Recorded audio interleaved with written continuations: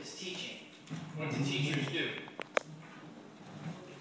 When I began thinking about what I wanted to say tonight, I thought of a conversation that I had with a friend of mine who was a dentist. And this was early in our careers. We were sitting having a talk over a cup of coffee, and he said to me, "You know, Marshall, when people come to me and then leave, you can see there's a difference. When they leave me, either something's not in their mouth that was there when they came, something isn't in their mouth that was there when they came, and they hurt. When they leave you, they've got nothing in their pocket." I've always been puzzled by that, and puzzled by what it is that I do. And it turns out that I think teaching, well, in many ways I think about teaching, teaching is being a purveyor of the invisible. We deal with things that can't be touched. We deal with things that can't be seen. We deal with things that in their immediacy cannot be measured. But yet we know that they're there. So we deal with a very significant problem, because I don't see the immediate effects of what I do. Any more than ORT, for example, will see the immediate effects of teaching someone a skill. I don't see it. So I deal in the invisible.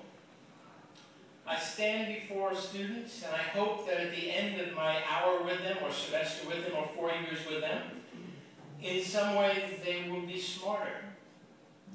In some ways they will look at the world differently.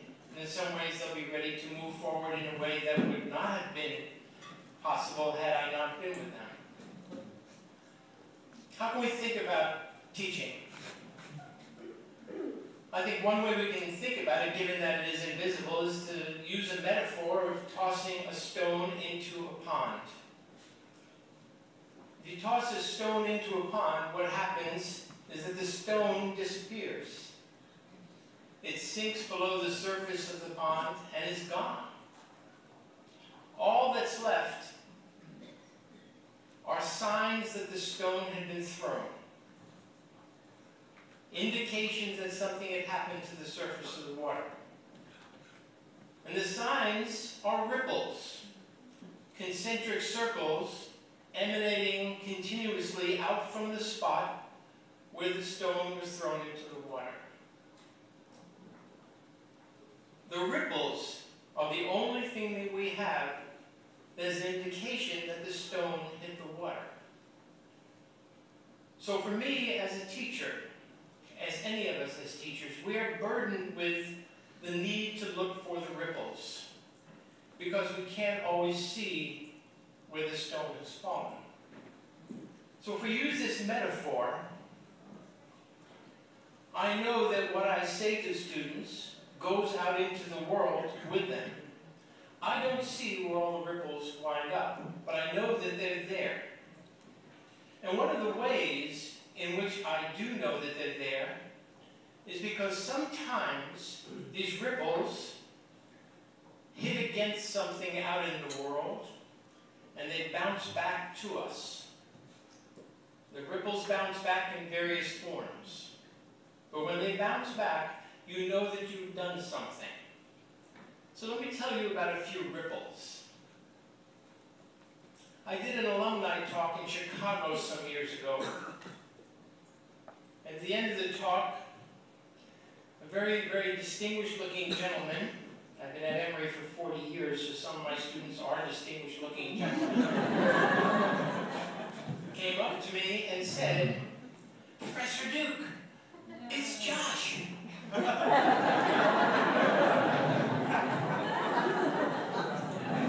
"Remember Josh?"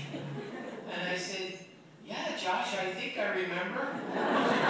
"What was your last name?" And he told me his last name, and he said, "Do you remember in introductory psychology there were 3 things that were associated with some variable and abnormal behavior?" And I said, "Yes." He says, "I can only remember 2. What was the 3rd one?"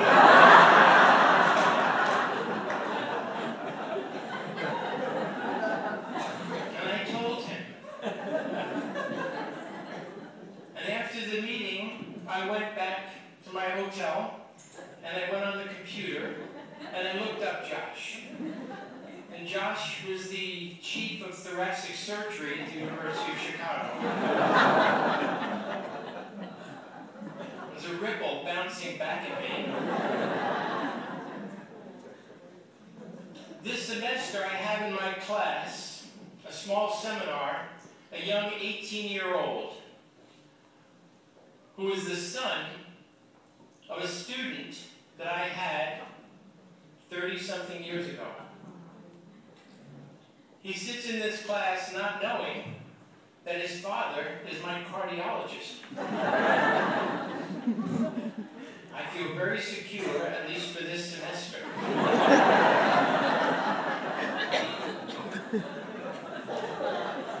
But here sits the son of one of my students.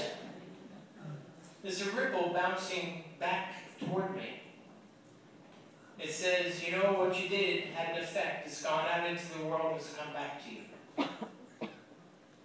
The third one that I want to tell you about, I want to read to you because I want to say it exactly the way I received it. It comes from a note that I received from a student some 10 years after she graduated from Emory. I have it to this day, and it counts among my most important professional possessions. She wrote, "You engaged us in a conversation that brought out the best in us, that taught us to think for ourselves, to have confidence in our own capacities. You brought us to a place where, had you gotten up and left the room, we could have and would have continued on without you, without dropping a step." To me, this describes the greatest gift that a teacher can bestow. To take students from the places where we find them, to bring them to the place where we ourselves have come, and then to leave them and to watch as they move to places far beyond us.